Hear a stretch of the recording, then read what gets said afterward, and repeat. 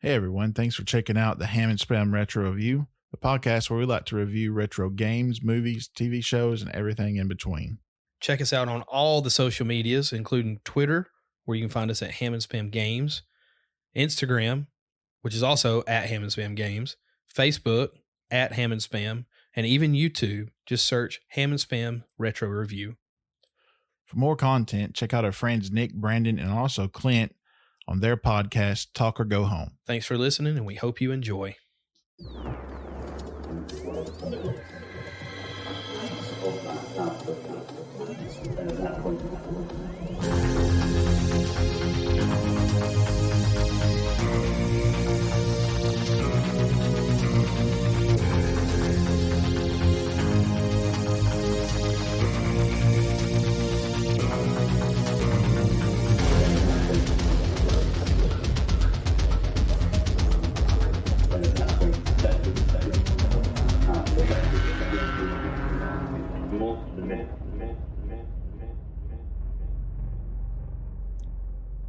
All right, I'd hit record like you requested.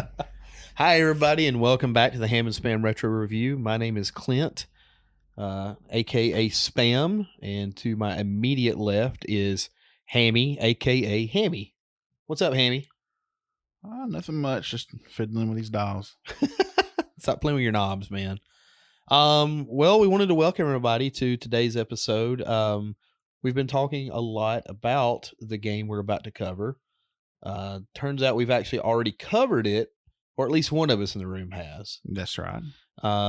This game is Metal Gear Solid for the OG PlayStation, and we recorded this way back in April of 2020, right as the pandemic was full-fledged.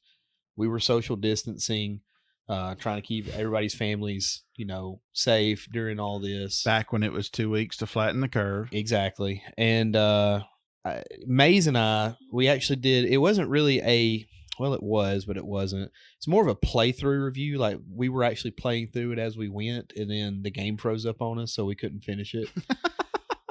So I was trying to explain to my 11-year-old son this huge, vastly important game that shaped and molded a whole genre as well as mine and your lives, and it just kind of went over his head. Well, that's not a story that any 11-year-old or, anyone from ages 1 to 100 can understand. We would have been what? This was 98, right? Mm-hmm. So we would have been what? 15.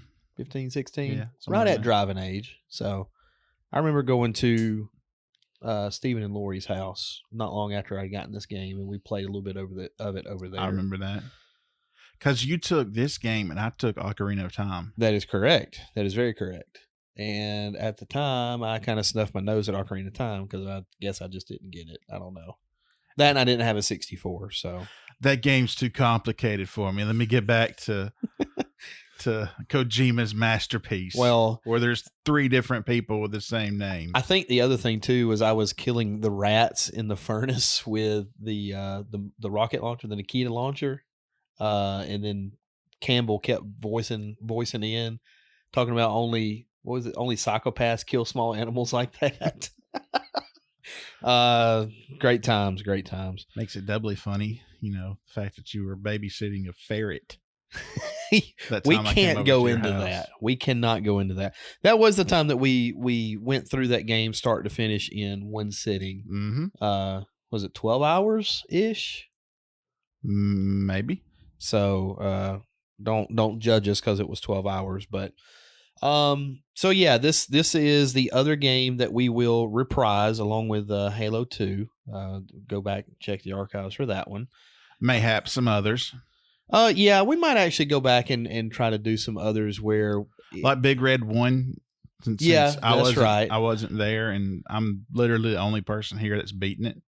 Yes, you are. We got a good ways through. I will say this: that is still our number one downloaded game. Yeah, downloaded podcast of the game. It's Call of Duty name recognition. Yeah, that people just look Call of Duty and there it is, and they jump right into Big Red 1. Good game. Very good game. So where to start? Well, this game starts out like a movie. Very much so. Very, very awesome opening where you're in the submarine and Right. he's basically, I don't know if you're like remembering back to the briefing or if he's briefing you. I think he's briefing you as you're going in. Okay. And just, it was awesome. I mean, it was not something I remember, ever seeing in a video game before. I mean, it really had a cinematic feel. Right. Which I think is what, Kojima likes to do a lot of times. 100%. And it just, that cinematic feel just really draws you in immediately. And it's like, oh, wow, I've grown up. This is a mature game. So I remember playing a demo for this game. I don't remember if you remember the PlayStation demos. They would usually come in the mail, and it would be a demo disc of about 12 to 15 games. Yeah. Jeff and I were actually talking about that a while ago. Oh, really? He said the official PlayStation magazine had it. Yes. This particular one came from Pizza Hut, I believe. This demo came from Pizza Hut. Oh. And the demo of Metal Gear Solid, the one that I played, was the entire beginning up until you get into the into the hangar area. This is Clint. Hammy, can you hear me? Loud and clear. What's the situation, Clint? Looks like the elevator in the back is the only way up. Just as I expected. You have to take the elevator to get to the surface, but make sure nobody sees you. If you need to, contact me by codec. The frequency is 140.85. When you want to use the codec, push the select button. Wait, what? When we need to contact you, the codec will beep. When you hear that noise, press the select button. What select button? What are you? The codec's receiver directly stimulates the small bones of your ear. No one will be able to hear it but you. That doesn't sound safe at all. And where's the select button you keep? Good luck, Clint. Hand me out. No, wait! Okay. So you're that whole snow level outside, everything 100%. That whole entire part of the game is there until you go into the duct work and go into the tank hangar. Can I just say I love demo discs? They were awesome back in the day. Like, even demos nowadays don't feel like demos anymore. I've got a couple of demo discs for the original PlayStation. And how about that official PlayStation magazine? They would send games that had hidden demos in them, and you had to push like a certain button combination to unlock them. I do remember that. So, and it was very odd, and I found them by mistake, just randomly pushing buttons or whatever. And some of these demos were games that never made it overseas or never made it at all. So it was just you straight up Freakazoid found the demos. I can't believe you're just making Freakazoid reference here. Did the cat walk across your controller? You're going full blown now. Cat walked across. I looked at it, hit delete, and I became Freakazoid. Yeah. Wow, what a cartoon that was. So yeah, I remember playing this demo, and I can't tell you the number of times I played it. And when I finally got the game, I knew how to get past the first level, but I didn't know anything past that. Got this first part down pat. Yeah, but it was awesome. Just getting into the game, like you said, you come up from the submarine. You're in this elevator shaft, which for whatever reason Campbell knows exactly, or Snake knows exactly where the elevator, going up is the only way to get up. Oh no, that's Campbell that knew that. Oh, okay. Well, either way. And the way they break the fourth wall sometimes, talking to you, the gamer, yeah, but talking to Snake, the operative, when they're doing it, press the select button. Yeah, that's so dumb, but it's needed at the same time, I guess. But press the action button. What button's the action button? But yeah, this game, like I said, the cinematic opening, and then going right in, and it's more of a mature storyline. Mm-hmm. It's like, okay, this feels somewhat grounded. This feels like you're watching a spy thriller, and you're actually taking part in it, almost like a Mission Impossible right movie or something. And that really drew me in, because like I said before, then everything was Legend of Zelda or plumbers, right, or hedgehogs or whatever. Hey now. But not to say those are bad. It's Right, just, right. It's just different. Yeah, this style. was this was something new and fresh to me. See, and I don't know any games prior to this officially that were like a stealth game, like where you had to move stealthy to. You didn't have to, but it was suggested that you move stealthy through the game. I'm sure there were, but this was the one that really put it on the map. Brought it to the forefront. So, early in the game, when you first come up out of that elevator shaft and you're in the snow area of I was about to say outer heaven. That's not it. Shadow Moses. Shadow Moses. When you first come up and Liquid Snake is flying off in the Hind D. Do you know why he's flying off in the Hind D? Got a Pizza Hut? No, apparently the Americans had sent 2 F-16s to kind of do a flyby or whatever. So he flew in the Hind D. Now this is the first part of this game that's like really unbelievable. He flies his Hind D to go and take out 2 F-16s. They got some nice helicopters. I guess so. I don't know. That's crazy to me. But yeah, and like you said, weren't the F-16s there basically to kind of serve as a distraction? A bit. I mean, you come into this game, and we're at the ripe age of 15, 16. Right. And you come into this game, it's got this super cinematic opening, this spy thriller feel to it, this stealth action with multiple things happening at once with this awesome story. And it's mind blowing. Not Right. to mention, this is probably the only video game where you can smoke at the time. Smoke as you wanted, and it affected your health immediately. It wasn't like hey, I'm going to smoke now. I'll pay for it in 25 years. Yeah. I'm going to smoke now. I better find a ration because it's going to kill me immediately. Yeah, in 50 years, my life bar will tick down a little bit. So those must have been some super unfiltered cigarettes. Let me tell you. Oh man, Cowboy Killers. Pfft, yeah, it's got nothing on these. Got nothing on this. Let me just straight up no filter. How crazy is this? Not this story, but this whole entire series. Oh man, see this story isn't too bad. This story is great. This is what got me into it. Yeah, you had the first 2. Weren't there 2 Metal Gears prior to this? Yes, there's Metal Gear, Metal Gear, and then Metal Gear Snake's Revenge or something. Which they were, different, like top down kind of. Not really. They're not too far removed from this. It's still kind of it's not really an isometric, but it's almost like instead of top down or side scrolling, it's kind of that in between. It's like kind of that 45. Yeah, but you can still sneak and do all kind of stuff. You can pick up all kind of stuff. You still have booby traps that you can get around. I mean, for a Nintendo game, and before that, I want to say it was on Commodore. No, it wasn't. It was on what was the Japanese system? MDX, MXS, NSYNC, something like that. 98 degrees. It was very big there. Then they ported it over to the NES, and then Kojima got mad at Nintendo. Go figure. And Nintendo went rogue and released their own version of a sequel that wasn't actually canon. And Kojima went back to the MDS or whatever it was that the first game actually came out on, and that's where the actual sequel to that game came to. Wonder if that's why he still got, I don't say bad blood with Nintendo.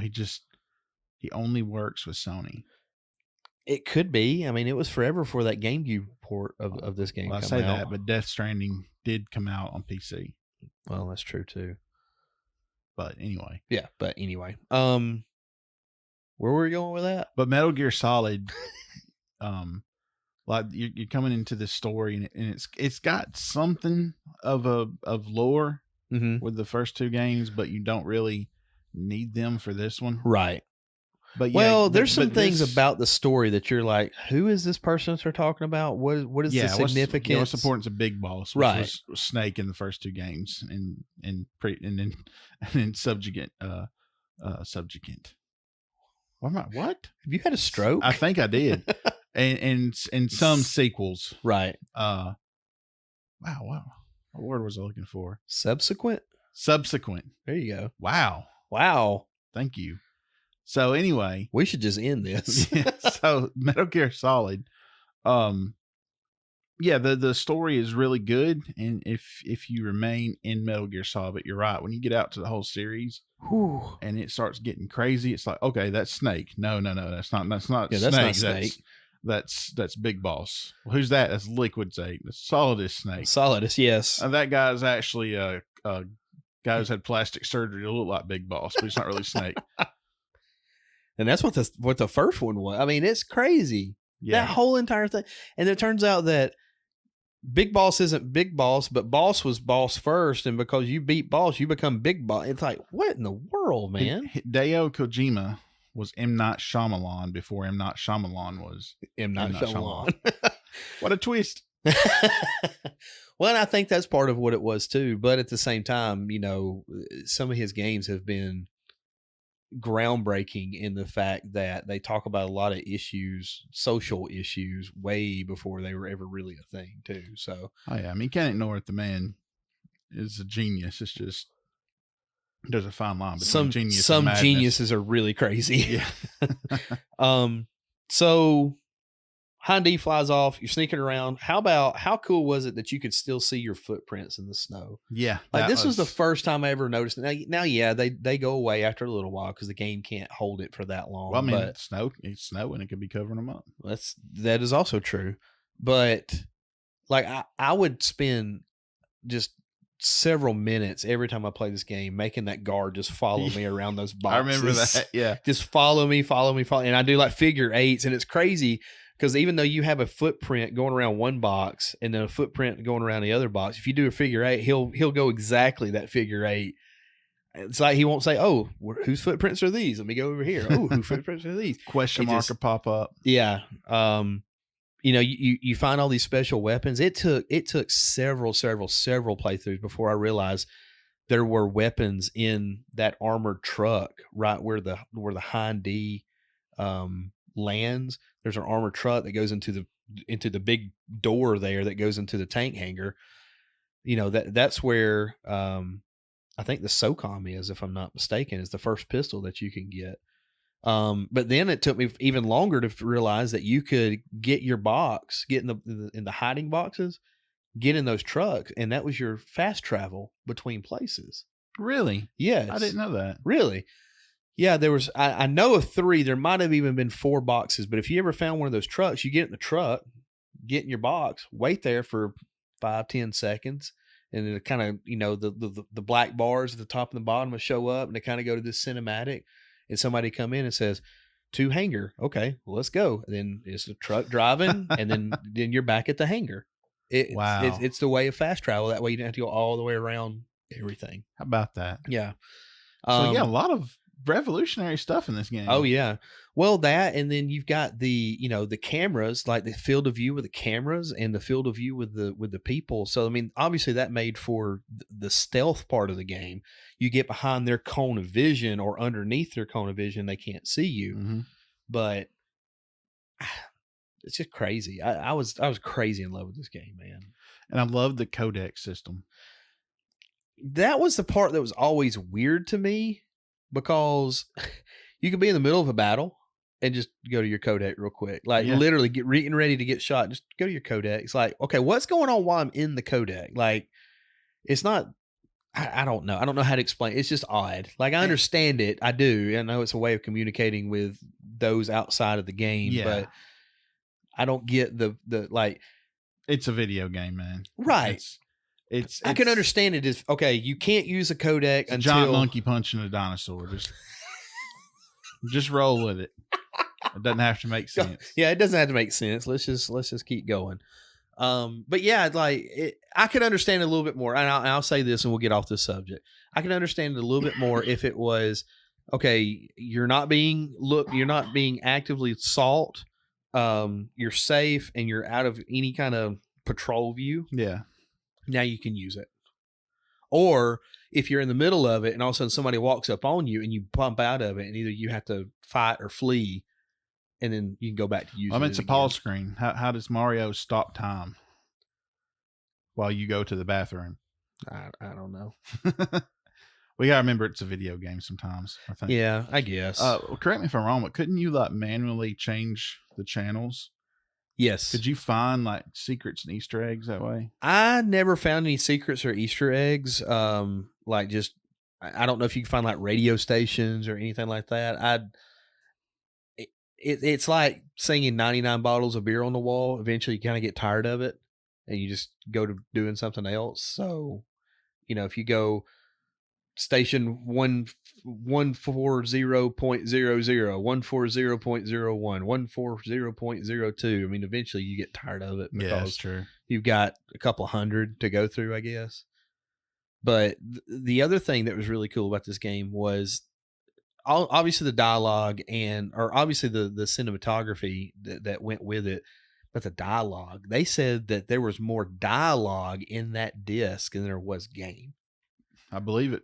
I 100% believe it too, because if you stick with the mission and you go from point A to point B and you just get done, it's very generic dialogue. But if you kind of do some digging, do some weird stuff, just randomly call people all the time, you get some really cool dialogue.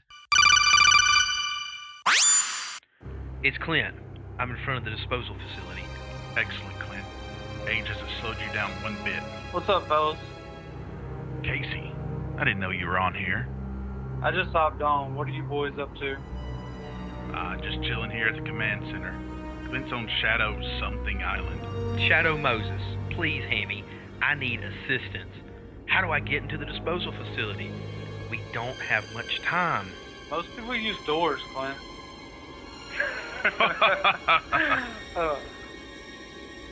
Guys, this is serious. We have 24 hours to stop a nuclear launch. And I need technical assistance from you guys, please. We're trying to avoid a nuclear catastrophe. Okay. You're right, Clint. Casey, do you think you can help him out with this one? Alright, Clint. Listen carefully. Step 1, find a doorknob and turn it.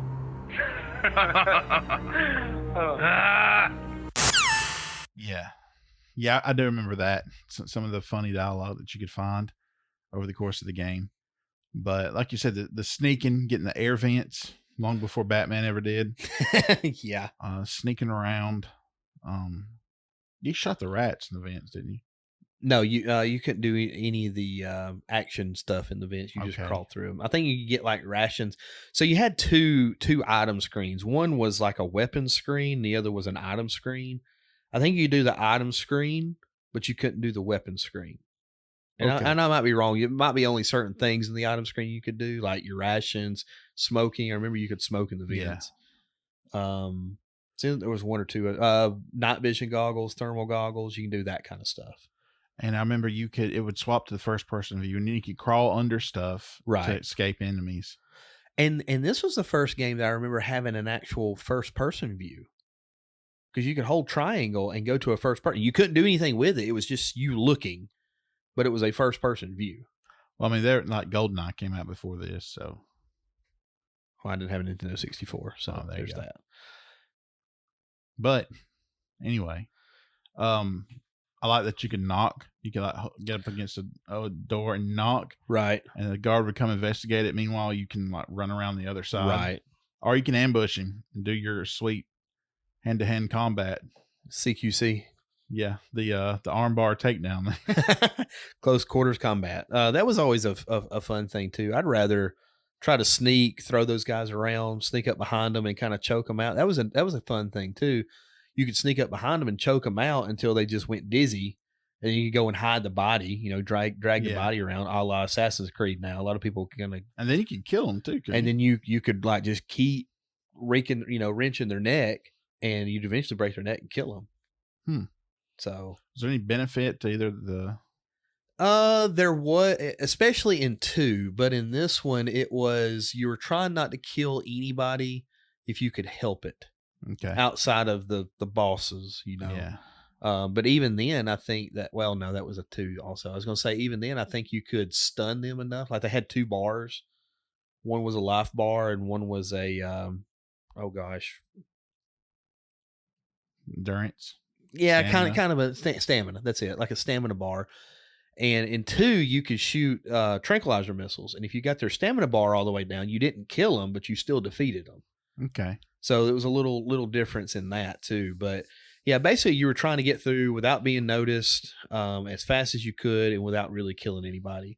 Because at the end of the game, you got different ranks, and one of them was a Fox ranking. Yeah.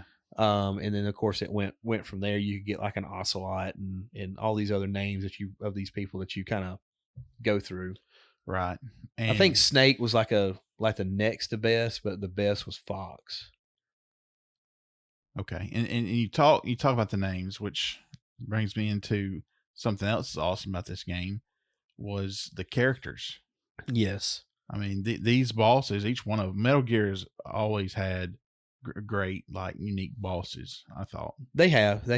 Even 2 and 3 had really good bosses. Oh, even the portable ones. That I had a PSP for a little while, and it had was it Wind Waker? Gosh almighty, Peacemaker. I'm full Zelda now. I guess We both. I think we had too many Skittles earlier. probably so. Sugar's coming down a little bit. Yeah. You're crashing. Yeah, very hard. We Long pause for dramatic effect. I've lost my train of thought. What were we talking about? I've literally lost The my train of characters. thought. Characters. The bosses. Okay, yes. Yeah, even in 2 and 3 they were great, and even in the PSP models, and I've never played 3. I mean, I've never played 4, and I've not played 5. Well, they're introduced when they're briefing you. Excuse me. You too. They're briefing you, and they're talking about the different objectives you've got. And one of them is to talking about the Foxhound members, Right. Which apparently you were a member of. Yeah, you were a member, and that's what makes the story so in depth as well, because these are your former colleagues. Yeah, this was your team, and they all went rogue, and you didn't. Right. And they had not one nuclear missile or multiple. I think it was just one. Okay, but they're threatening. They give you what, 24 hours? 24 hours to give $1 billion and the remains of Big Boss. That's right. But he goes through the names, and you've got, like, of course, you're Solid Snake. You've got Right. Liquid Snake. There never Right. was a gaseous snake, but whatever.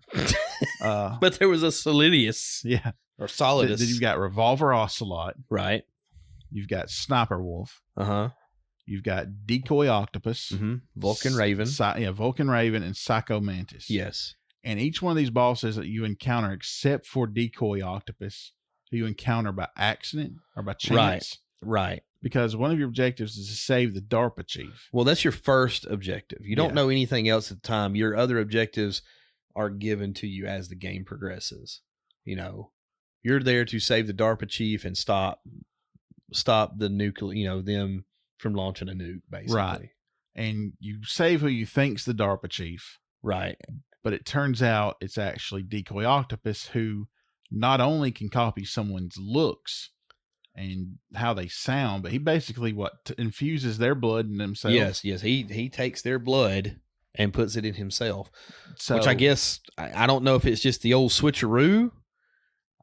There's A positive and B positive and all that kind of stuff you got to worry about, but giant monkeys and dinosaurs. But you know what? Maybe it wasn't the fox die that killed him. Maybe it was his body rejected whatever blood the DARPA chief had. You've got a valid point. but like you said right there, the fox die virus, that's another little thing that comes into the game.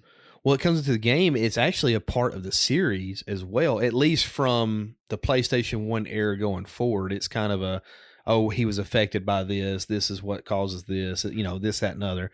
But this was, again, just another level that made this game such explain a to great me game. What the fox die virus was and who it was given to. It was given to Snake. Okay, and they have nanomachines in their blood that kind of gives back readings to, the people that he's working for. Mm-hmm. Fox die was a virus that basically gave people heart attacks when Snake got close to him. Okay, that's the easiest thing. Okay. But because all these other people have been injected with nanomachines too, because they were Foxhound as well. Like, if I got so close to you and they wanted to kill you, and they could say, okay, our nanomachines are saying they're close to each other, let Fox die go. It kills your nanomachines, which in turn kills you. Okay, Is the easiest way to explain it. That's very very dumbed down. Like there's a lot more to it, but that's very dumbed down. So Snake is oblivious to this. So from the get go. So right off the bat, so when you he don't walks see into it then, but you've realized that he's kind of being played a little bit too, because they're like, okay, we just get him close enough, right, to these rogue operatives, and we can kill them, right. So Decoy Octopus doesn't get a boss fight and that, honestly, that was the one I was worried the most about, because you didn't know what to expect, and then when you got deeper into the game and it told you what happened, you're like, well, that kind of sucked. I was kind of looking forward to because it worried me, because it's like, I don't know what he's going to look like. I don't know what he's going to be able to do. Can he just change? Like, is he shapeshift? Is it Shang Tsung? What's going on? How cool would it be if he could be any random NPC in the game, and it just picks it at random? And when you come across some, boom, boss fight. It doesn't matter how far along you're in. Yeah, kind of like Nemesis. It's just if he sees you, it triggers a boss fight. Wow, that'd be crazy. So you can get through sneaking around him. Right. But, if he's the first guy, when you come out of the water and you kick over a soda can and he sees you. That would suck. If you come up out of the water, you kick a soda can, you turn and look, there's Decoy Octopus, and he's like, okay, boss fight, done, game over. Yeah. You have no rations. Snake. You have no Snake. You have no rations. You have no weapons. Here's a boss fight. That would suck. That would be a pretty cool little feature, though. Yeah. For it to be that kind of random. It's almost got, in a way, the X-Men 2 vibe to it, to where when you start the game, you got that one level. Oh, yeah. If you don't like your character, you have to push reset to get a new character. So the DARPA chief, who it turns out to be Decoy Octopus, yeah. He dies. And then you're introduced to another plot device, which is Meryl. Right. And that's Colonel Campbell's niece. She's being held hostage in the neighboring cell, so she can kind of hear. Now, what was she doing on Shadow Moses? That I don't know. I don't know if that's ever actually explained. I don't know if there's any kind of backstory with her being there. And I don't know if that's why Campbell taught Snake out of retirement, and I'm using air quotes there.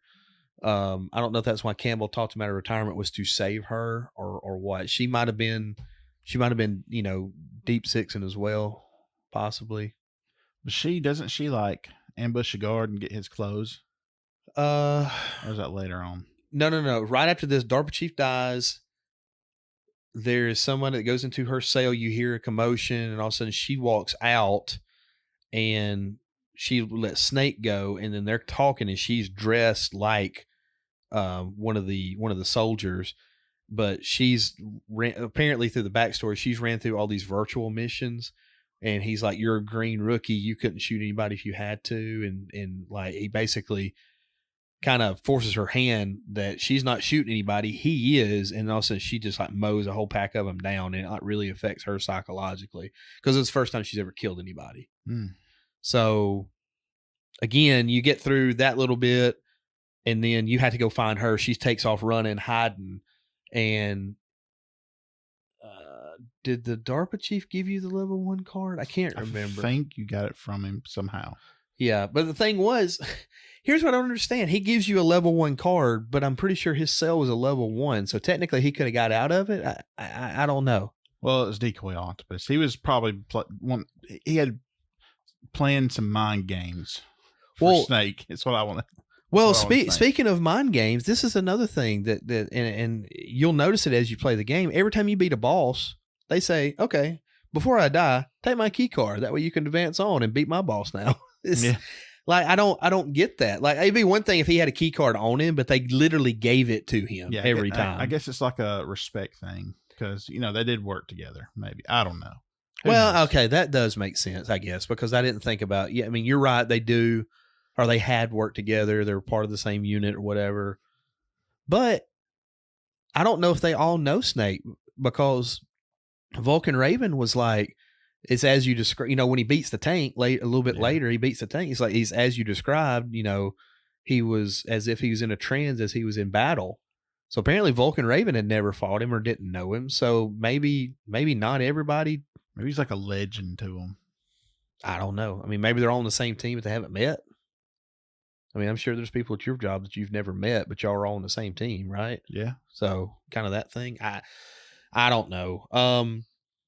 The other thing that you have to do once DARPA chief and Merrill, you got to go find Merrill. Then you got to go and find Kenneth Baker. He is the president of the arms division for who's making Metal Gear. Yeah. When you go in, when you finally find Revolver Ocelot, you have a duel with him. Yeah. Let's go to that boss fight, because Revolver Ocelot, I hated him in this game. Yeah, he's an old man with a really bad mullet, and he has a revolver. But by gosh, after Metal Gear Solid 3, he is awesome. Yes, I loved him in 3. You didn't realize how cool he was, but it was cool that boss fight, he could ricochet the bullets. Yeah, well, that, and then how quickly he could reload. Yeah. And just boom, boom, boom, boom, boom. Just throw them out, throw them all back in, boom, boom, boom, boom, boom. So that was pretty cool. The entire time when you're in that boss fight, there's Kenneth Baker, the arms guy. He is tied to a column, and the column is also rigged with C4 explosives. So if you run into the tripwire, you'll blow the whole thing up. Yourself, Ocelot, and Kenneth Baker, game over, snake. So you have to run around the perimeter of this area that you're in. At the very, very end, once you get Revolver all the way shot down and there's a cut scene, Revolver's got his gun pointed at you. Then all of a sudden, out of nowhere, it's this flash, and this ninja shows up and cuts off Revolver's hand. Gray Fox. And this is important. With Red Fox. Red Fox standing by. Red one. So the ninja comes by, cuts off Revolver's hand, slices all the C4, and basically Baker falls face down before the C4 can go off. So it's like that kind of quick. It's like you should have sent this guy the whole time. So Baker, here's another thing. Baker starts talking to Snake, and then Snake is trying to find out, hey, are you okay? Are you doing this? Are you doing that? Like wanting to know if he's going to die from Fox die.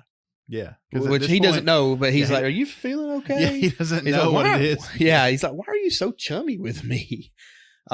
I can't 100% remember what happens to Baker. Does he end up dying there, or does he just end up walking out? I honestly forgot about him completely until you just brought him up. Wow, okay. So you looked it up on your phone there. Well, actually, these are notes, but these notes don't include anything about Baker. Well, but Revolver Ocelot, you got that fight. Then you have a fight with Gray Fox. Yeah, eventually you do. You do. Let's see. Baker breathes Snake. Okay, but he does die of a sudden heart attack. Oh, well, there you go. There you go. So that's what it was. It turns out it was an actual heart attack. Baker briefs Snake on the Metal Gear project and advises him to contact Merrill, whom he gave a PAL card. So Merrill has a PAL card from Baker. Okay. Baker's card to open like all the way to level 4 or level 5 doors. All right. And then he dies of a heart attack too. So there it is. Well, so we've taken care of Decoy Octopus. We've taken care of Revolver Ocelot for the time being, who didn't die. He just retreated, minus one hand. Right. So, and also at this point, the game, is kind of breaking that fourth wall and telling you to look at the back of a disc to find the radio frequency to contact Merrill at this point. Whenever I was playing this game the first point, I'm looking for everything within the game screen, trying to figure out what they're talking about with a compact. Because at one point you end up with a compact disc that's got all the plans and everything, and that ends up being part of Metal Gear Solid 2. But I'm looking everywhere. I had no idea where that frequency was. And it turns out it's on the back of the actual physical freaking disc. Okay. So if you rent this game from Blockbuster, as we all have done back in the day during this time, you're finished. Done, because there's no internet. There was no internet here unless you were going to, tie up the phone line for the next 3 hours trying to find out what the freaking frequency was. Hammy, the chief, what happened? Yeah, hold on 1 second. Yes, I'll have to order 2 large pizzas with pepperoni and mushrooms. Are you? Hold on, Clint. I'm ordering pizza.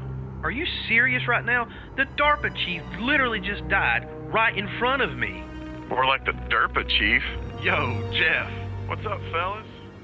Dude, just hanging out with the boys, ordering some pizzas and playing video games. You should come over. Heck yeah, I'll just hop in that Hyundai real fast and head your way. Awesome. What kind of pizza you like? Oh man, have you tried that Buffalo Chicken Ranch? It literally changed my life. Are you freaking kidding me?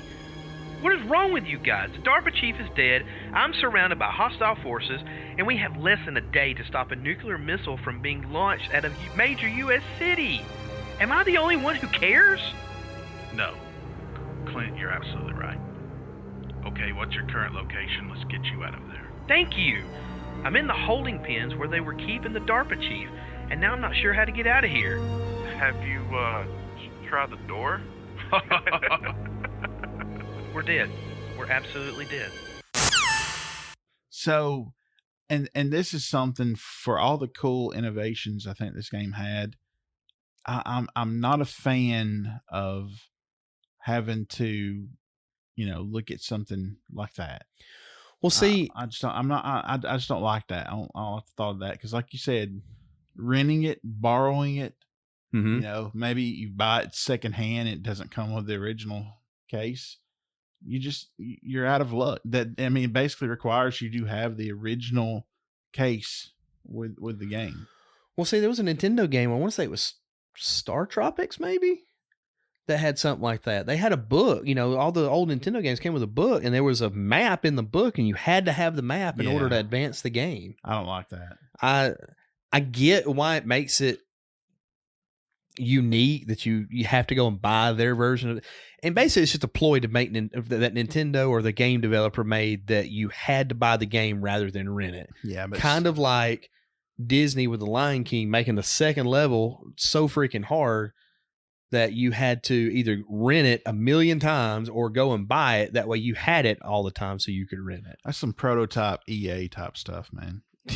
Yeah, that's probably where they got it. It's very short-sighted, I think, to expect everyone to have an original copy of this game. But anyway, after that, Snake gets hold of Meryl. Meryl says that he needs to contact Dr. Hal Emmerich Otacon. Yeah. Again, a great character. This kind of Oracle to Batman kind of person. He doesn't do a whole lot physically, but always liked him. Yeah, I did too. Anyway, you have to you advance. You find Meryl. You end up finding her in the women's bathroom. And the only way you can tell it's her is you have to watch the butts of the guards to see which one walks like a girl, basically. And then once you find that person, something you kind you of could not get away with anymore. No, goodness no. So you have to kind of confront her, and she'll take off to the women's bathroom. You'll follow her in the women's bathroom, and then you have this whole thing with her. You get her PAL card, and then you go through the tank hangar. There's a big door with some lasers and stuff, and this is kind of where you get by with with using your cigarette.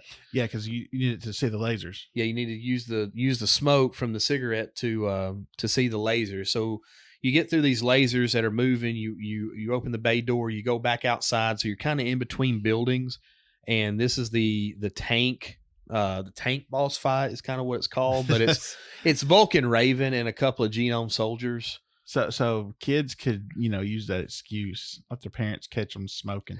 I'm just checking for lasers. Oh, well, by all means, continue on. Good thinking, Johnny. I forgot about the tank fight. So you got the tank fight. En route to the tank fight, Snake gets an anonymous codec from Deep Throat, which is also the name, the code name of the operative for the Watergate scandal. I don't know if you knew that or not. That was from the game. So, anyway, I'm just wondering if I need to edit that out. Well, it's historically correct, so it is. We'll just keep rolling. Anyway, this codec is warning him of a tank ambush ahead. Snake takes some grenades, throws on top of the tank. Tank finally blows up. He ends up getting another card. Goes to the next building. He just needs a MasterCard. Yeah, exactly. Never leave home without it. Anyway, said. Snake goes So once you get into the next building, you try to go find Otacon. Yeah, Otacon. En route of seeing Otacon, this cyborg ninja shows back up, and you actually have a fist-to-fist combat fight with him. You can use the chaff grenades, or Chaff grenades. Chaff. Okay, I always call them chafe, like I'm chafed. Well, you can counter those with Go Bond. Take this, my Or chaff blue grenades. emu. I've got Gold Bond. I was ready for it. Anyway, it affects his suit. You can get some punches in there, but usually it's just hand to hand, move away a little bit. Yeah. So I mean, it's pretty simple. I always like to fight. That's where you kind of figure out that this was Gray Fox. I always thought it was pretty funny leading up to, because you're going through all this stuff and you start noticing all these dead bodies, and you see the ninja that's got I think he's up on a sword. I think he's got a guy up on a sword and he's sliding down the sword, and then he goes into the next room, and then you walk in and see Otacon, and all of a sudden the ninja shows himself, and Otacon runs into a locker. And after the fight, he comes out, you have this whole exchange and everything. And basically Otacon is the one who came up with the Metal Gear design and the weapons and everything. So, and to kind of, go into something real quick. The previous games had the Metal Gears. Metal Gear is basically, it's a bipedal tank. Yeah. That's capable of launching nuclear warheads without detection. So this one, of course, is going to be Metal Gear Rex, right? Like a T-Rex. What were the other ones the same, or were they different? The Shagohod was kind of this tank-looking thing. That was in Metal Gear Solid 3. It was kind of this. It kind of reminded me of the Technodrome in a way. Okay. The top of it was a little different, but it looked like a tank or a bulldozer. And then you had Metal Gear Ray. Yeah, that was in 2. It was in 2, and it was a little different design. It wasn't so much the T-Rex design, but it was still like a bipedal walking mechanism. Okay. Of course, they do some things here and there that kind of, make them look a little different. For the most part, they're all the same.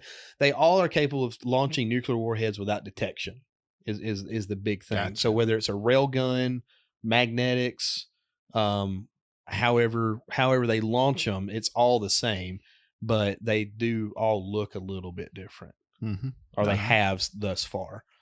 Again, I've not played 4, which I really wanted to, but I never had a PlayStation 3, and I've got 5, and I've just never played through it because I wanted to play 4 first. So yeah, 4. Guns of the Patriots. I was trying to think if it was on 360. It's not. It's not. It's just not. PS3. Just PS3. Wow, you're out of luck. I'm S out of luck. Where are we at? Your house. Gray Fox. Yeah. Well, we can move past that to Otacon. Well, there's one thing I wanted to say. Snake beats the ninja, but the ninja escapes when he kind of starts going crazy, almost like he's suffering from fox die as well. So there's a time when he's just kind of all over the place, and just, you're like, okay, the thing that's happened to these 2 other people is kind of happening in this guy as well. And the whole time, Solid Snake's like, "What's wrong with me? Why does this keep happening?" Otacon, who's built Metal Gear Rex, doesn't know that it's being used for nuclear attacks. He agrees to help Snake remotely. Hold on.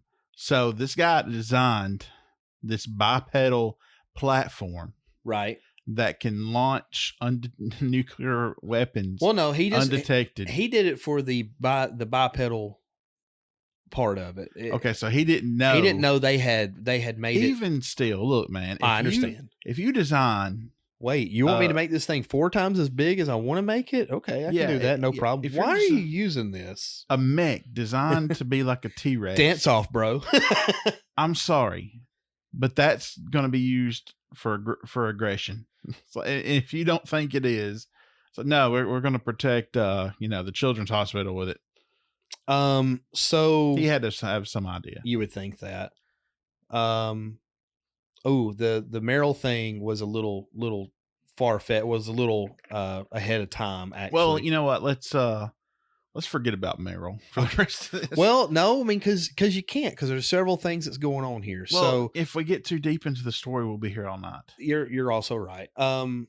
Otacon agrees to help Snake because he's got the special camouflage, and then he's going to kind of bring him stuff here and there secretly because you can't see him because he's got this. Like, it's not. I guess it's transparent camouflage. Could you get that stealth suit? Yes, you could, and it was awesome. Because I remember the one scene where you're on the elevators and Otacon's like, "There's people on there with you," or something. Yeah, it's like why is the weight limit over what it should be? He's like, it's just me, and he said, "Hey, I went back to the lab and noticed there's 4 suits missing," and then they put 2 and 2 together that the 4 suits are in the elevator getting ready to kill Snake. So yeah. That was a really cool part. Anyway, you find Meryl, chase Meryl. After Meryl, you go into the underground base, kind of at the back You're of the chasing Meryl again. No. I got that out of whack. Oh well, don't go back. Let's just keep moving forward. Okay, well I am. You end up going against Psychomantis, and this right here is the boss fight that everybody talks about when they talk about Metal Gear Solid. This was so unique, 100%. I mean, wow. Because I can't tell you the number of times that I thought my game crashed. Because whenever the disc is reading, okay, we're going to read what's going on in this memory card and this controller, so we kind of know what's coming before, so the game can react. And that's basically what it was. But it says Hideo instead of video, or Hideo instead of video.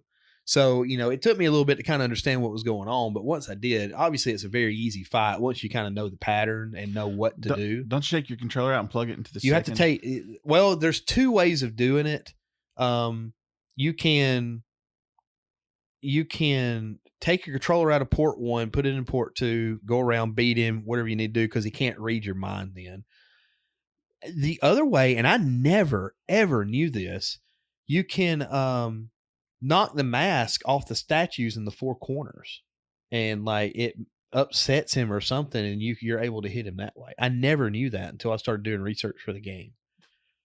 But prior to that, Psychomantis gets a hold of Meryl, and you have to basically knock Meryl out to get her to not shoot you. She's pointing a gun at Snake. You have to knock her out.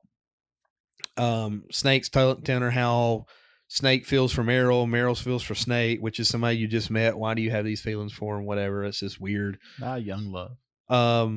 But doesn't he read your memory card? Yes, he will read your memory card. He'll say, "Hey, obviously, if you don't have anything on your game, he'll say, well, you haven't saved in a while, or you saved often. You're very cautious. He'll put things like that. But if it's also games kind of during this time, not so much afterwards, after 1998, but anything before 1998, he'll read a lot of them. It's like, oh, you like playing Resident Evil, or oh, you like playing, Atlanta Falcons.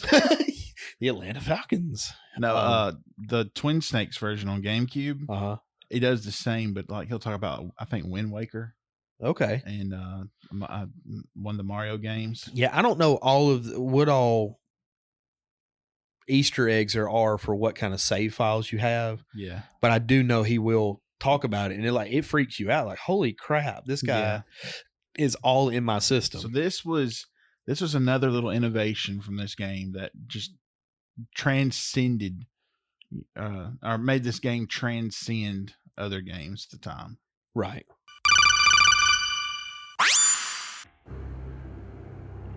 Gray Fox. Hammy, that ninja is Gray Fox. No doubt about it. Ridiculous. Foxes can't be ninjas. They don't have thumbs. To play it safe, let me consult our military zoologist, Dr. Nick.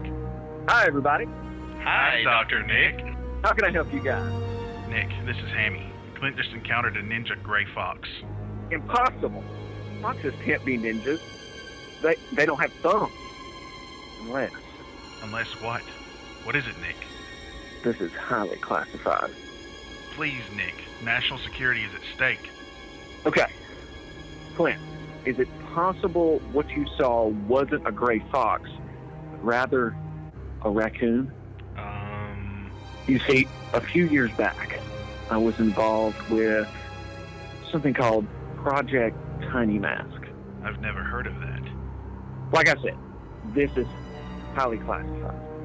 Project Tiny Mask involved experimentation on genetically augmented raccoons. These raccoons, they possess human-like intelligence, extreme physical capabilities, and our goal was to create a black ops team consisting of these creatures. And it worked. Their efficiency exceeded our expectations. Lethal. Nice. Completely unsuspecting with their cute little masks. But then the incident happened. What incident? Well, they were super volatile from the get-go, but we thought we could contain them. Then, one night, they snuck out of their pens and went on a murderous rampage in the nearby town.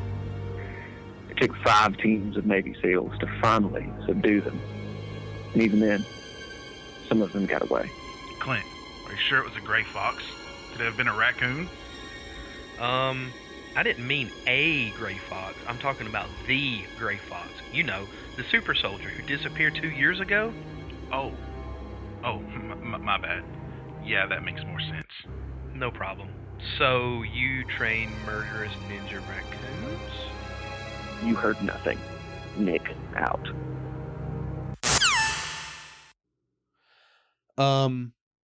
After you beat Psychomantis, Snake and Meryl head outside. There's a little bit of a wolf's den there that you have to, like a maze that you got to walk your way through.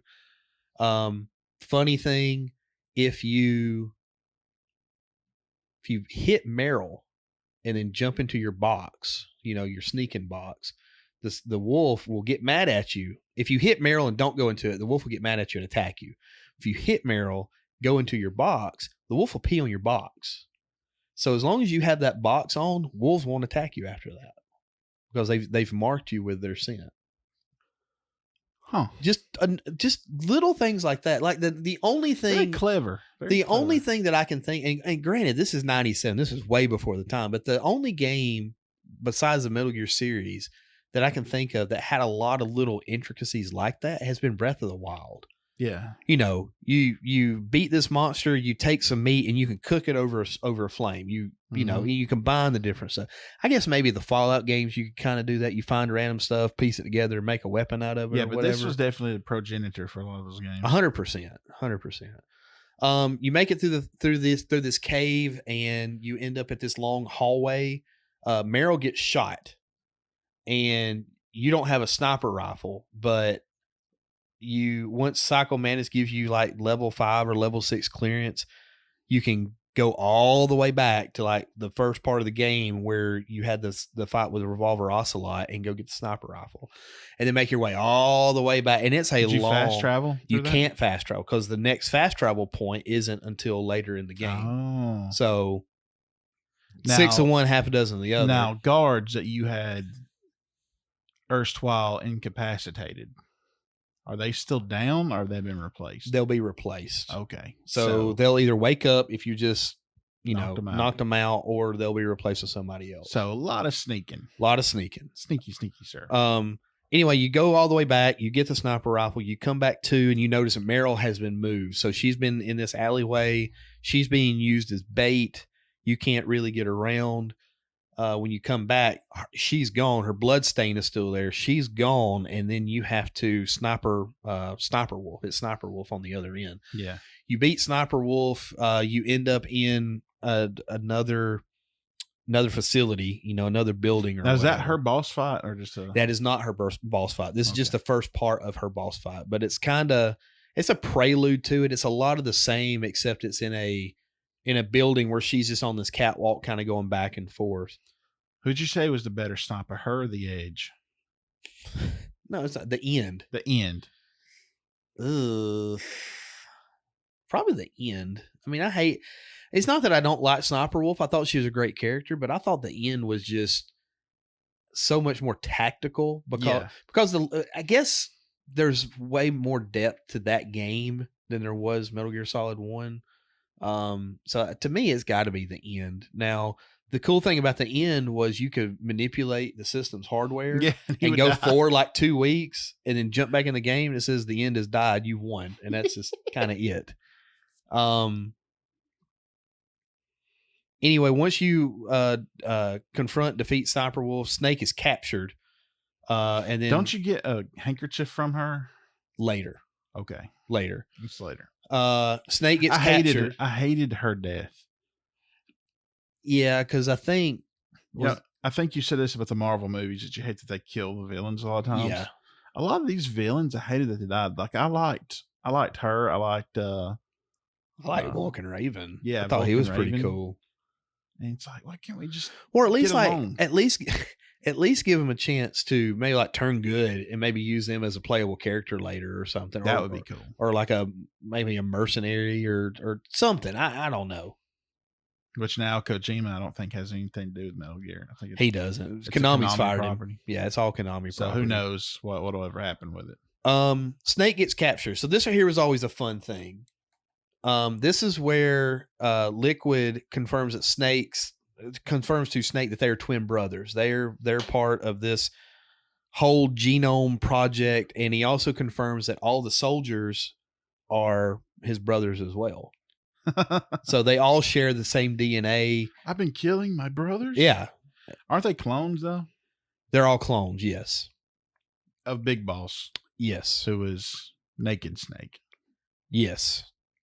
So, lot of snakes. So you had this torture scene where you had to, I think it's the circle button. You have to keep pushing the circle button over and over and over to get out of it. Revolver is the one who's controlling all the torture. And he basically says, you can submit, or you can try to fight it, which is you press the circle, or you could lose all your life and die. And they said there's no going back. Obviously, if you save before that, you can go back to that save point, but you don't just like restart the torture scene over. You have to go all the way back to your last save point. And I think there's 2 times this happens. So you get tortured, you get thrown in a cell. The cell that you're getting thrown in is the actual DARPA chief. And apparently he's been dead for like days. So you're starting to kind of question some things at that point. And then they'll come back and get you again and torture you again, and then throw you back in the same cell. So there's a couple of different ways you can get out of this cell. Only 1 or 2 of them have I ever done. So one of them is you can take and hide underneath the bed. And at this point, they've stripped you all the way down to nothing but your pants. Your whitey tighties. You're not even your whitey tighties at this point. But you can hide underneath the bed, and the guard will come out and notice that you're not there and alert everybody, and you come out from under the bed and beat him up. At one point, though, I can't remember what the guy's name is. Something Jimmy. Nefarious Jimmy? No, not the nefarious cousin Jimmy. Gosh almighty, I wish I would have wrote that down. In my mind, it is. We'll go with it. Yeah, nefarious cousin Jimmy. What's he do? He's suffering from diarrhea, so he's running back and forth to the...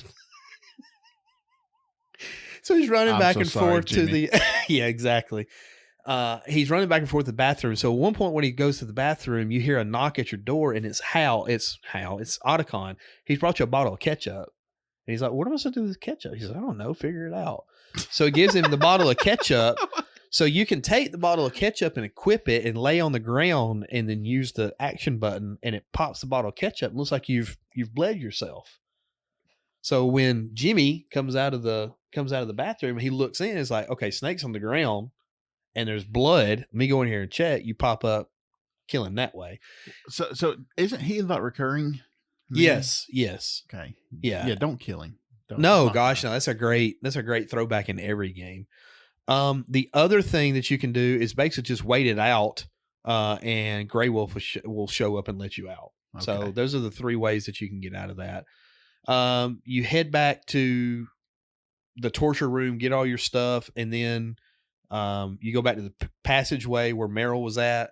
Then there's 2 twin buildings that you have to go up. So you go all the way up to one, cross over, and start going down, and you have to battle the Hind D. So the Hind D that Liquid was in, you had to find these Nikita rocket launchers and start battling it. Now those are the ones when you fire them, you like basically go into their perspective. Those are the Nikitas, yes, because the other ones are the Stingers. The Stingers are the self ones that track. Okay. So you got the Stinger missiles and the Nikita missiles. Yeah, you're right. Liquid shows up, bombs the hell out of you, rappel down the lower. So there's a rappelling part where you rappel down one tower and then go back up another tower to face Liquid. By the way, we're kind of talking a little too much, a little too fast, a little too breathlessly. I gotta have places to interject these skits. Oh yeah, that's right. Okay. So, you ready? Yeah. Matt. So you use the Stinger missiles and defeat Liquid in the Hind D. Very, very cool very cool fight. A lot of hiding. Tit for tat. I mean, there's a guy beating a helicopter. I don't know how that works, but we'll go with it because he's a super soldier not named Steve Rogers. You make your way back down the tower. This is where you talked about the elevator with the sneaking suits are gone. At this point, after you make your way all the way down, you will switch over to disc 2. Okay. After you put in disc 2, you put in disc 2 after this part. When you make your way back down, you see this big, huge opening, big snowfield, and this is the Sniper Wolf fight, the second one. Okay. The whole time, Otacon is kind of contacting you and is talking about how he doesn't want you to kill her because he's kind of infatuated with her. She was the only one that's ever nice to him. All right. I mean, we're kind of getting into a little too much detail here. Let's skip along to they get the Sniper Wolf fight and you beat her. That's where you get the handkerchief, right? And that's where you get the handkerchief, which allows you to move through the wolf cave. Right. As long as you have it equipped, you can move through, standing up and it not hurt you. Because you've got, like you said, you have the equipment screen and the weapon screen. And basically, when you swap between those, you see what you have equipped. Mm-hmm. That's where you have you can have the cigarettes, you can have the rations, you can have her handkerchief. If you beat the game, you can have the bandana. Right. You can get it depends on if you give up during the torture scene. If you give up during the torture scene, they'll kill Meryl. But if you make it through the torture scene, then Meryl survives, which is canon. She survived. But if she survives, she'll give you a bandana at the end. And so your second playthrough, you'll have infinite ammo. But if she dies, if you submit and she dies, Otacon will give you the sneaking suit. And then if you make it through one and get one and make it through the second game and get the other, the third time you go through, Snake will be in a tuxedo. But he'll have the bandana and he'll have the sneaking suit. But he'll be in a... So that makes the game like a ton easier. A ton more fun too. So, but it gives you some replayability as well. That is cool. I do like that. But you get through Sniper Wolf. Sniper Wolf. You move on. You go to Vulcan Raven. He's in this big cooler area. That fight gave me a lot of anxiety. That fight gave me a lot of issues because the way you have to do that is, like you said, these Nikita missiles that you remote control. Those are about the only way you can do it. And you have to sneak up on him from behind because he's such a good shot with that big, I guess, Gatling chain gun. That he will explode the missiles if you go through the front side. So eventually you beat him. You move on into this foundry looking area where it's really, really hot. And eventually you make your way to Metal Gear Rex. Clint, it's me. Master? What? No. This is Eric. I don't think we've ever met. Clint, it's Hammy. You haven't met Eric yet, but I've asked him to join in before you confront Liquid Snake. You see, Eric is a specialist. What kind of a specialist? Eric has the ability to give people cool animal monikers. What do you think everyone at Foxhound got theirs? That was you? Yes, I am the man who named Liquid Snake, Revolver Ocelot, Psychomantis, Sniper Wolf, and my personal favorite, Vulcan Raven. Sweet. How do you do it? Do you look over our specialties and areas of expertise? Oh man, this is going to be awesome. No. I consult an ancient text held sacred by the tribe of Vikings I am descended from. Some say Odin gave his eye for this knowledge. This involves taking the first letter of your last name and putting it with the month you were born. What? Yes, Clint. The U.S. government is using this ancient text for decades to give cool-sounding nicknames to all our special operatives. Are you ready? Okay. I mean, everyone else gets cool names. I'm ready. After consulting our ancient texts, you are Magma Ostrich. Yay! Wait, what? The text has spoken. You heard the man. Now you're ready to take on Liquid Snake. Go get them, Clint. I mean, Magma Ostrich. Why am I not surprised? You're on top. Metal Gear Rex has not been. Now, correct me if I'm wrong. Don't you fight Revolver Ocelot one more time, or encounter him one more time? No. The only other time you encounter him is in the torture room. Okay. Because he's the one that's, tempting you to either give up or try to fight through or whatever. Yeah. So, and you get to Metal Gear Rex. So you've been led to believe that Metal Gear Rex has been active, but they don't know. Basically, they don't know how to operate it. Yeah. And you have this key that you have one key, and the bad guys have another key, or you're led to believe the bad guys have another key, but there's a third key floating around. You don't know how to do it. Always with the keys. So you climb up on Metal Gear Rex, you get to the control panel, you insert your key, and then you find out that the 3 keys is all in one key. So you've got a room temperature key, a cold key, and a hot key, but it's all made out of the metal that this key is made out of. So you do the room temperature key, then you have to go back to the cold room, stay in the cold room so long, come back to the control room, insert it, and then it'll say, okay, now the third time you got to go all the way back to the foundry. So you go back to the foundry, walk around for a little bit. There's a lot of dialogue going on at this time. You go back to the foundry, get it hot, go back, and you have to make it fast. It's not really timed, but if you take too long, it'll go back to room temperature. So you insert the third key, and all of a sudden Metal Gear Rex is activated. So somewhere or another, I can't really remember how, you've been misinformed that Metal Gear Rex is ready to go. What's happened indeed is you have actually activated Metal Gear Rex. Well, before all this, we're talking about the people you're talking to on the codec. Mm-hmm. And Snake also talks to the Master. Right. And it's the guy that trained him. And Master comes up at the very, very front of the game. Yep. And he's like helping you out, telling you this and that to do and all this stuff. And doesn't Master turn out to be Liquid Snake? Turns out to be Liquid Snake. So Liquid has basically manipulated you to activating Metal Gear Rex. Right. And the government has basically manipulated you to get there to use Fox Die. Right. Without your knowledge of it. Right. So Snake should have stayed retired. Should have. Yeah. Just, hey, just hand over Big Boss. Let them make as many clones as they want. Yeah. We spend $1 billion a day. Y'all won't miss it. Let's just go with it. Look, I'm going to stay by this lake and fish. I don't have to worry about all this weird crap happening. So during the fight, doesn't Gray Fox come in and? Yes, that's where I was getting to. There's a fight with Metal Gear Rex.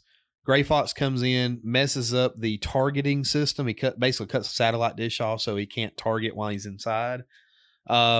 And Liquid operating Rex crushes Grey Wolf. Now there's again some dialogue. Grey Wolf is talking about Naomi.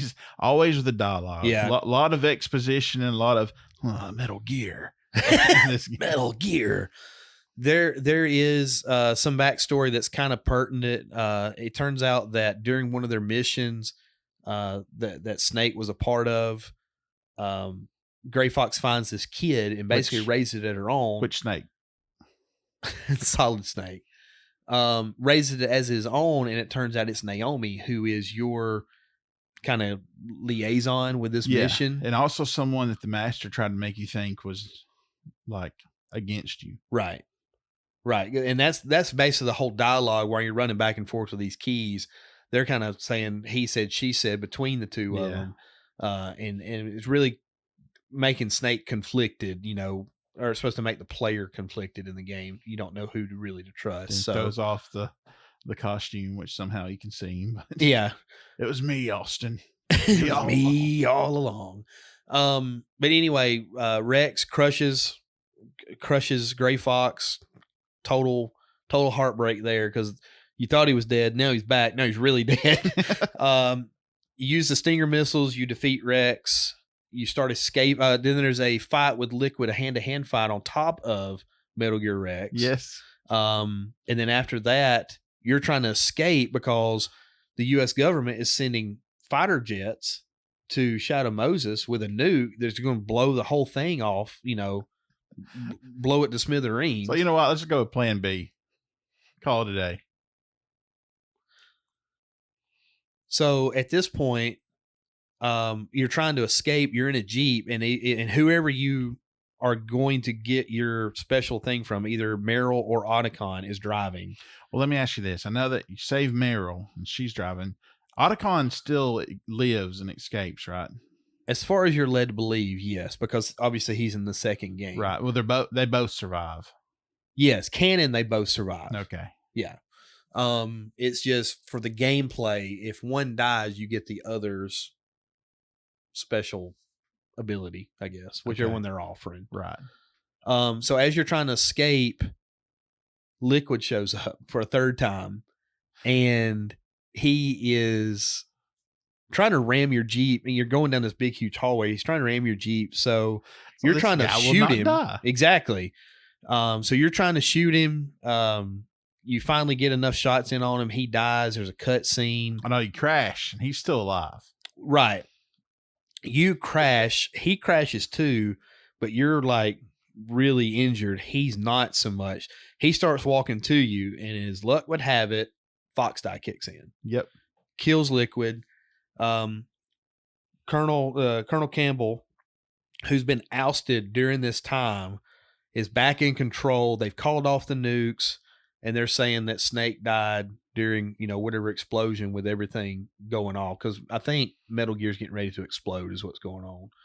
And they say that Snake died. Go live your life, whatever. Blah, blah, blah. Go back to your lake. We're so sorry. During that time, rewind. Baker gave you a disc that had all the virtual experiments with Metal Gear Rex. When you get tortured, Revolver Ocelot ends up with that disc, and Ocelot at the end turns out to be a double agent. He is talking to who he refers to as Mr. President. He's got the disc he's going to give to the president. Now we know more of the story. It turns out that there's a whole group of people that's running the world. Yeah. Which is a big conspiracy theory. A lot of people really do believe. Illuminati. Which would lead into Metal Gear Solid 2. Which leads into Metal Gear Solid 2. 1, 2, and 3, they were all on PS1? No. 1 was on PS1. 2 and 3 were PS2. Okay. Gotcha. Because I don't want to say it was a launch title, but 2 was really, really close with the first PlayStation model being released. Okay, it's really close. Yeah, I bought a PS2. I need to get. I've got Metal Gear Solid 1. I need to get 2 and 3. I've got 3. And I've got 3. I've got 3. Well, on I've 3DS. got on Xbox 360. I've got a HD collection where they've redone 2 and 3 in one of the PSP games. To date, unfortunately, the only HD, and I'm using quotes there, is the GameCube version.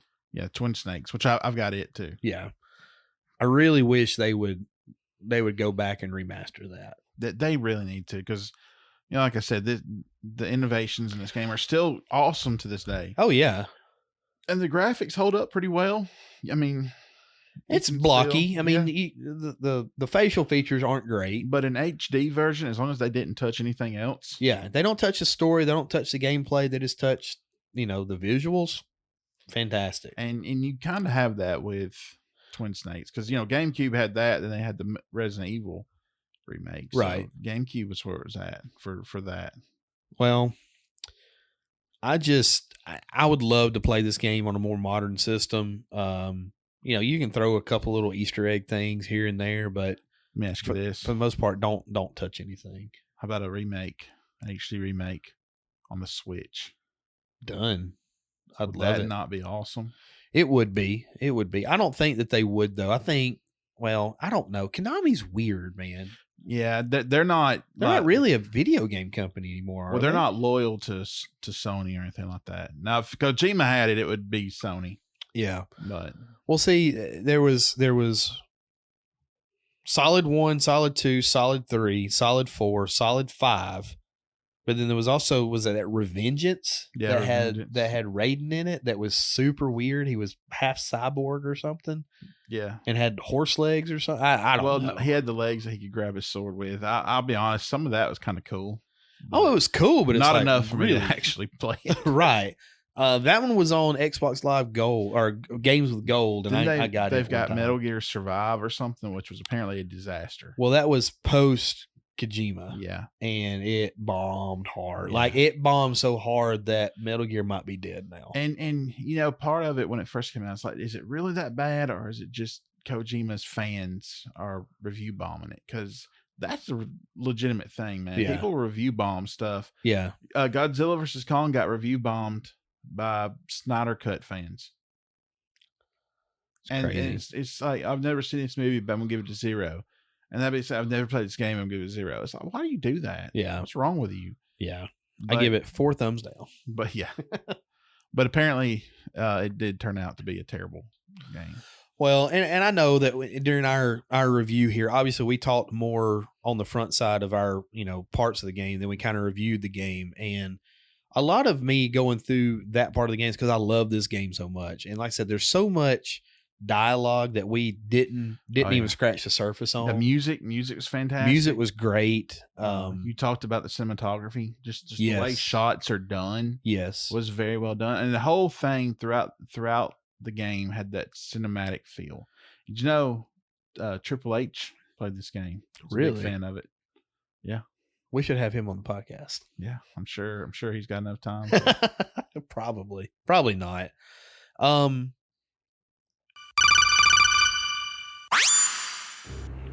Ostrich, can you hear me? Yes, Hammy, I hear you. Are you okay? I'm okay. Liquid Snake is dead. Metal Gear Rex is destroyed. This nuke is secure. Is it over? It is. Crisis averted. Great job out there. You saved us all. All in a day's work, Hammy. What? Brandon? What's going on? Electric Velociraptor. Stop the nuclear launch and save the world. That's what's going on. I'm so confused. Sorry, Ostrich. I should have told you sooner, but you weren't actually supposed to stop Foxhound. He was. Your actual op was to create a diversion so he could slip in unnoticed and disable the nuke. And you did such a great job that we kind of just let you keep doing what you were doing. They were so focused on you that he only needed 5 minutes to complete his mission. He's been back here eating pizza and playing video games ever since. I couldn't have done it without you, Magma Ostrich.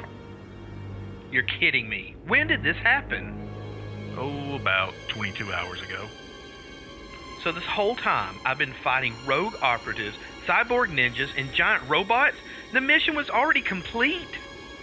Yup. I was captured, tortured, shot, and beaten to within an inch of my life. And all he had to do was walk in and disable the nuke? Yep, just flip the switch and it was done. Flip the switch. Great. Wonderful. And I see he got a really cool nickname. Yeah, Eric gave that to me after I got back. I really don't know what to say. Then I'll say it for you, Ostrich. Thank you, Velociraptor. You saved the world and we are all forever in your debt. No problem, guys. I was just doing my duty. Ostrich, we'll have a Hind D there to pick you up shortly, right after it drops off our tacos. Tacos? Can I at least have a taco? Ooh, sorry, Ostrich. You may have been exposed to some hazardous materials, so we're going to have to quarantine you as soon as you get back. And they don't allow tacos in quarantine. Okay. I'll just sit here and wait for exfil, I guess. That's the spirit. And with any luck, you'll be out of quarantine in time for Velociraptor's Medal of Honor ceremony. There'll be fireworks, parades, celebrities, clowns, ponies, cake. still wish there was an HD remake. I wish that the copy of this game that I had wasn't so boogered up that I can't finish it. That sucked. We were trying to get through the game, Maze and I were, on that podcast, and just kind of talk about it, and then it just froze up bigger than crap, and I don't know. That was disappointing. Yeah. That really was disappointing. But it's and that's one thing about the disc games. It seems that you've really got to look them over when you buy a used disc.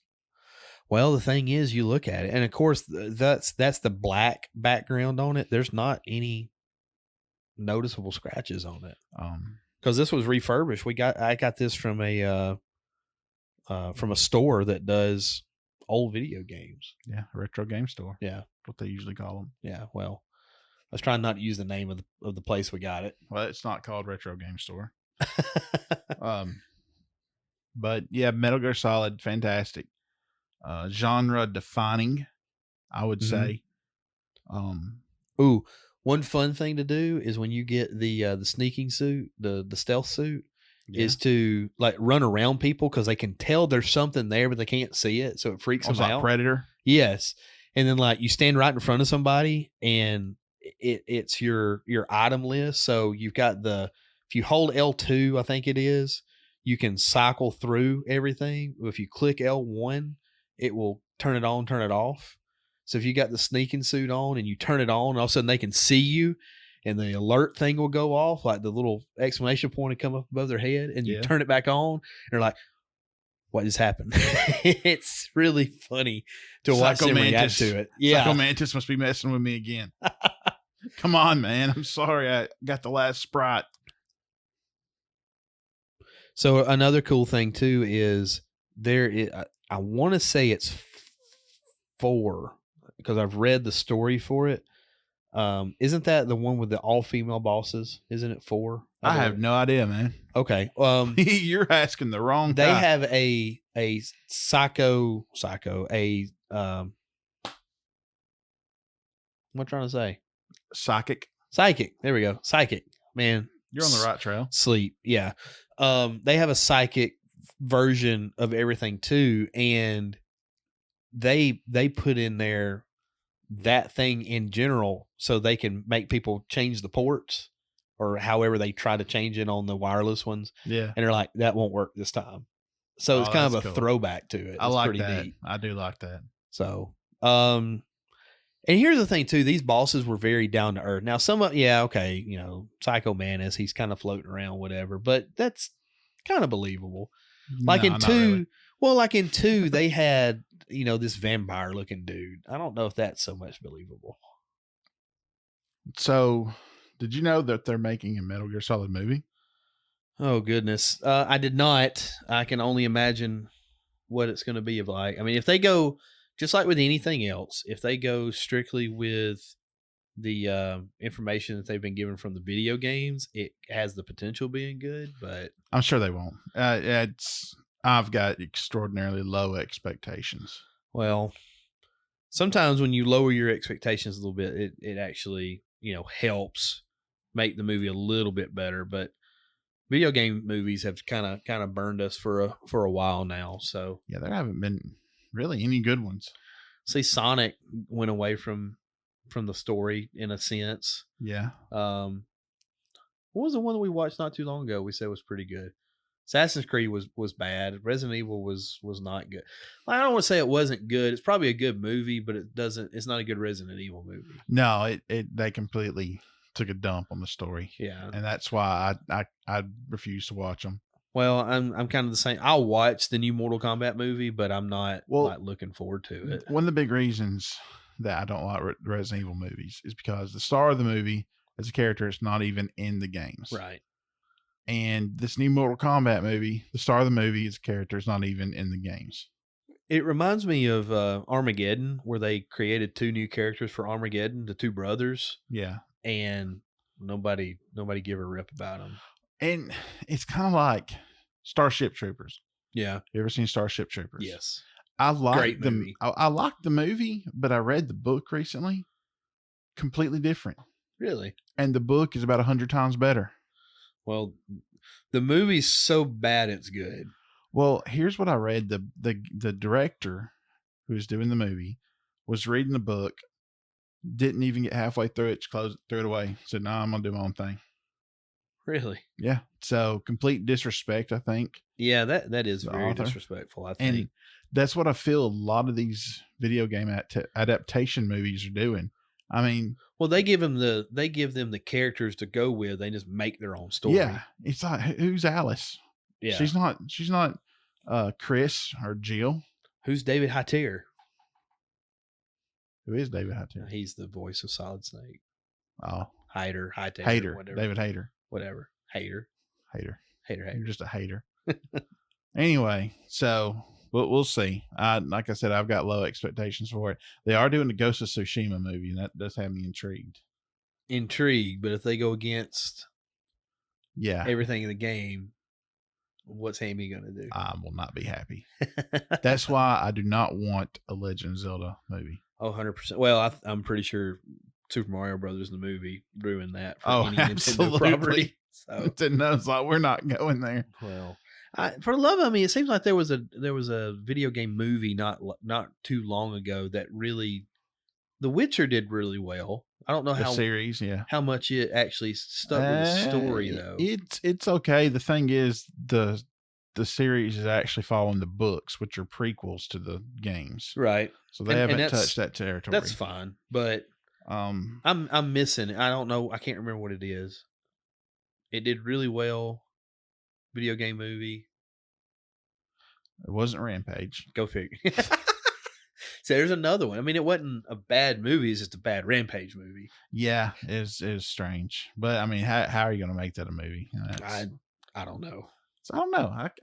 I'm having that same thought. Like there's something recently. There was something that was really. Everybody was praising that it was really good for a video game movie. Huh. That's going to bother me now. Me too. We should probably use these things called smartphones and try to figure that out. Okay. Monster Hunter, Resident Evil, Uncharted, Minecraft the movie, Call of Duty. Oh, the Monster Hunter movie was absolute garbage from the get-go. And guess what? Guess what they did? They completely changed it up. Instead of taking, heroes from that world, they had a bunch of UN soldiers from our world happen into that world. And guess who the star of that movie was? The same actress who played Alice in the Resident Evil movies. Oh my goodness. Keep her away from video game movies, please. But it bombed. It tanked, if I'm not mistaken. So Fallout is apparently getting a TV series on Amazon. Netflix developing Cyberpunk 2077 anime. Tomb Raider's getting an anime. Mortal Kombat, obviously, we know that's coming out. Okay. Uncharted has had a lot of problems in development. Yeah, so they've gone through 6 directors since being announced in 2009. So we'll see how that goes. Cyberpunk, Tomb Raider, Assassin's Creed, Borderlands, Brothers in Arms, Call of Duty. I'm not looking forward to any of those. There isn't just one Call of Duty movie in development. The sequel's already being planned as well. Wow. Oh, wow. Okay. Contra, The Division, Duke Nukem. That might be fun. Fallout, Fatal Frame, Firewatch. Fruit Ninja? Wow. Fruit Ninja's getting a live-action family comedy in 2016. You are kidding me. We are 5 years past 2016. Yeah. Gears of War, Half-Life, Halo. Wasn't there a Halo they're series that was supposed to be on Showtime? They're still working on that, if I'm not mistaken. Last of Us, we know that one's been Mass Effect. Yeah, they've talked about they've talked about that quite a bit. Mega Man, Metal Gear Solid, Metro 2033. I don't think there'll be a Metroid movie either. Shinobi, Super Mario the movie. I don't know. I don't know. I can't think. We'll think about it in the middle of the night. Yeah, probably. I'll call you, about 4 a.m. when I figure it out. Yeah, and I'll just ignore it. So, well, I hope you've enjoyed this edition of a reprise episode. Yeah. I hate that we didn't get to it the first time, but I'm glad that we finally did get back to it. Oh yeah, to do it justice. Incredible game, and hopefully hopefully we'll, not have any of these weird hang-ups. Well, speaking of weird hang-ups, I've got to send a nastygram to the guy that sold me this PlayStation 2 controller. So yeah, that you need to. I can't believe that I paid $20-something for that and it didn't work at all. Yep. So it's what I get. It's my bad. Whatever. Thanks for joining us. Yes, thanks for joining us, and catch us next week. Thanks. Goodbye.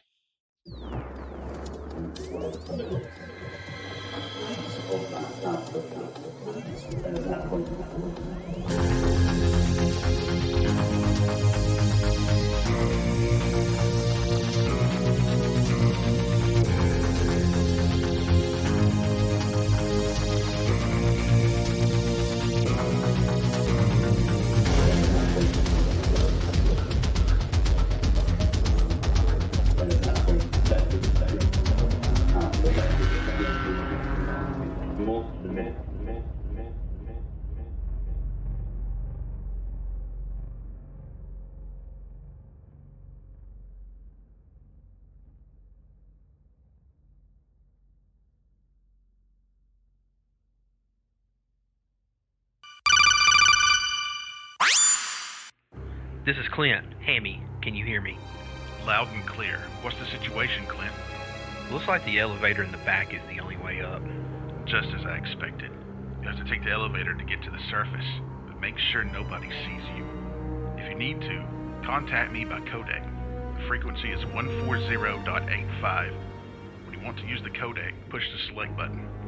Wait, what? When we need to contact you, the codec will beep. When you hear that noise, press the select button.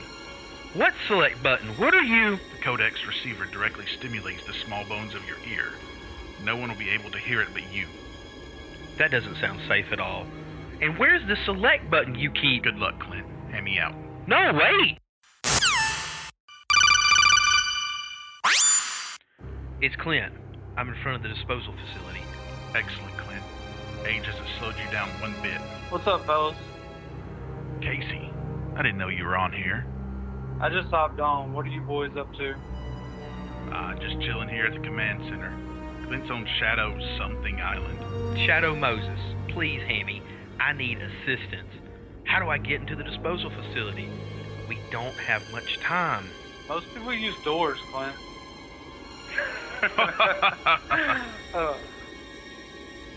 Guys, this is serious. We have 24 hours to stop a nuclear launch. And I need technical assistance from you guys, please. We're trying to avoid a nuclear catastrophe. Okay. You're right, Clint. Casey, do you think you can help him out with this one? Alright, Clint. Listen carefully. Step 1, find a doorknob and turn it.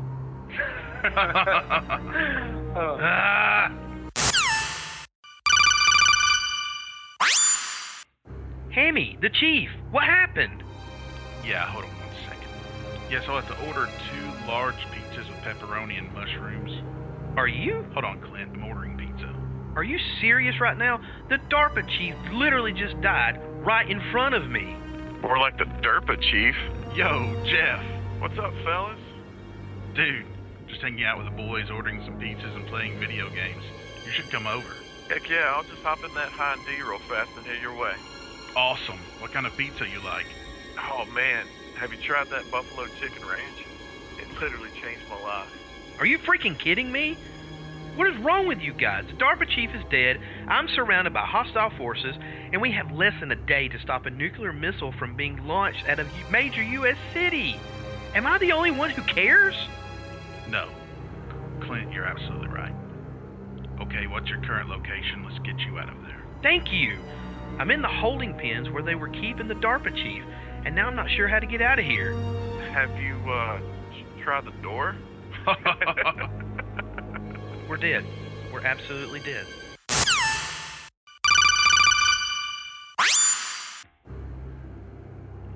Gray Fox. Hammy, that ninja is Gray Fox. No doubt about it. Ridiculous. Foxes can't be ninjas. They don't have thumbs. To play it safe, let me consult our military zoologist, Dr. Nick. Hi, everybody. Hi, Dr. Nick. How can I help you guys? Nick, this is Hammy. Clint just encountered a ninja Gray Fox. Impossible. Foxes can't be ninjas. They don't have thumbs. Unless. Unless what? What is it, Nick? This is highly classified.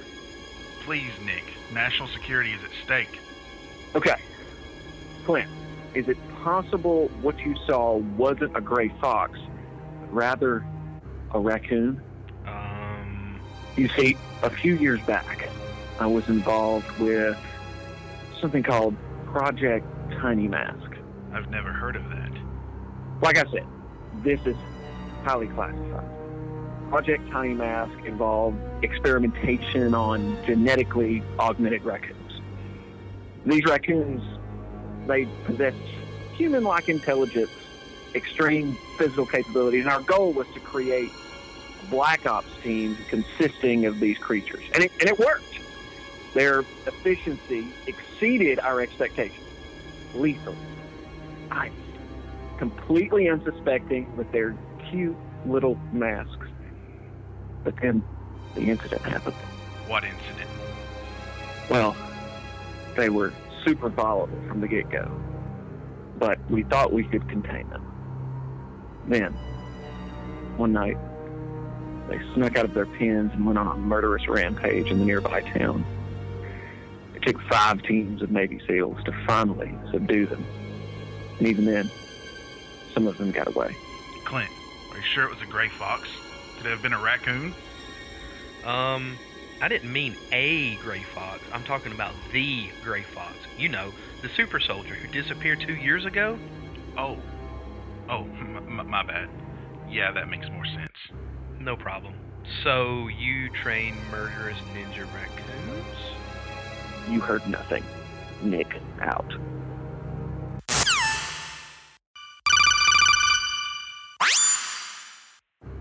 Clint, it's me. Master? What? No. This is Eric. I don't think we've ever met. Clint, it's Hammy. You haven't met Eric yet, but I've asked him to join in before you confront Liquid Snake. You see, Eric is a specialist. What kind of a specialist? Eric has the ability to give people cool animal monikers. Where do you think everyone at Foxhound got theirs? That was you? Yes, I am the man who named Liquid Snake, Revolver Ocelot, Psychomantis, Sniper Wolf, and my personal favorite, Vulcan Raven. Sweet. How do you do it? Do you look over our specialties and areas of expertise? Oh man, this is going to be awesome. No. I consult an ancient text held sacred by the tribe of Vikings I am descended from. Some say Odin gave his eye for this knowledge. This involves taking the first letter of your last name and putting it with the month you were born. What? Yes, Clint. The U.S. government is using this ancient text for decades to give cool-sounding nicknames to all our special operatives. Are you ready? Okay. I mean, everyone else gets cool names. I'm ready.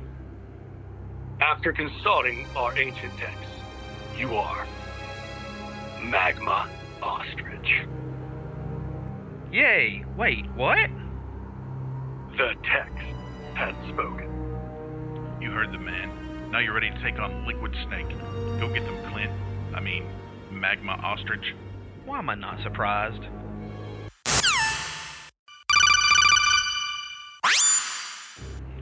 Ostrich, can you hear me? Yes, Hammy, I hear you. Are you okay? I'm okay. Liquid Snake is dead. Metal Gear Rex is destroyed.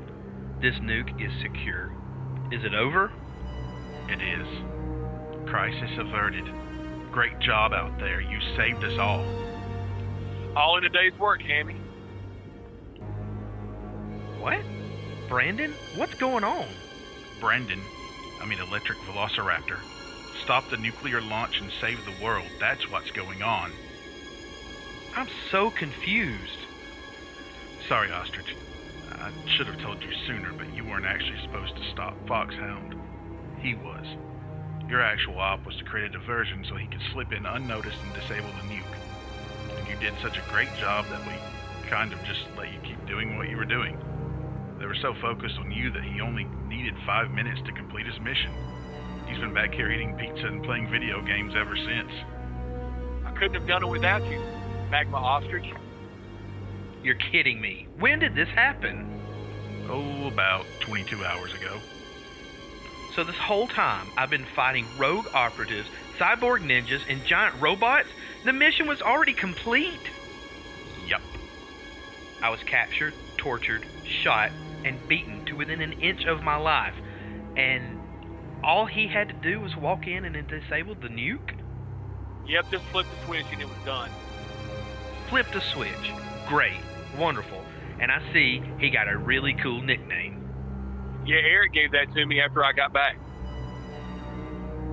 I really don't know what to say. Then I'll say it for you, Ostrich. Thank you, Velociraptor. You saved the world and we are all forever in your debt. No problem, guys. I was just doing my duty. Ostrich, we'll have a Hind D there to pick you up shortly, right after it drops off our tacos. Tacos? Can I at least have a taco? Sorry, Ostrich.